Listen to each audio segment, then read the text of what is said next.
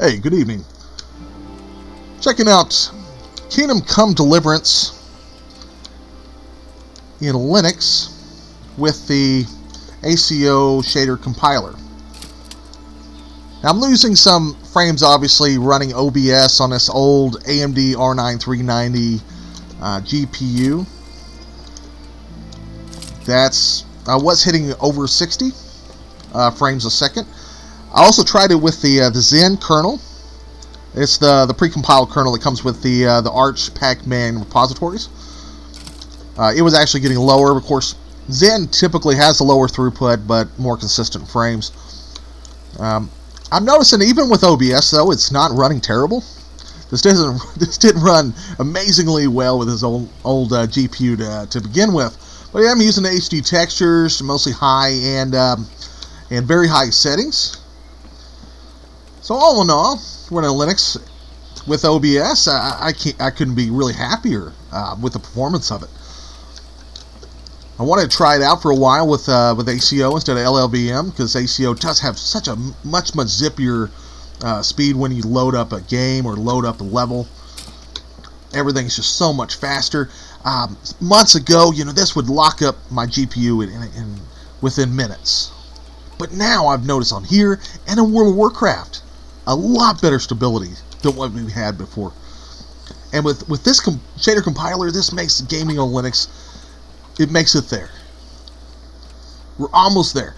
And the differences in performance now with DXVK is in the single-digit percentages. In World of Warcraft, I'm actually seeing better numbers than what I do in Windows 10 with DirectX 12. Or DirectX 12, excuse me. I was eating some popcorn earlier. Had a good trade chat in World of Warcraft. So, I just wanted to kind of show that. Switching over to the regular Linux Arch Linux stable kernel, that it does get higher frames, and this compiler, I mean, you can't beat it with the Mesa-git package. As long as it stays that way and stays stable, it does give that old message here that here be dragons, incorrect rendering, GPU hangs, and or resets are likely. And that is it's not playing around. That's something that has happened a lot in the past, and I'm hoping that's something that has changed. And of course, just showing here that it is that ancient old graphics card. I had to give up my 5700 XT because it had that flickering issue, and I just wasn't going to spend that much on a card and it do that. Of course, this was back when before the games loaded. To show that kind of RAM usage. Here we go. That's more about right.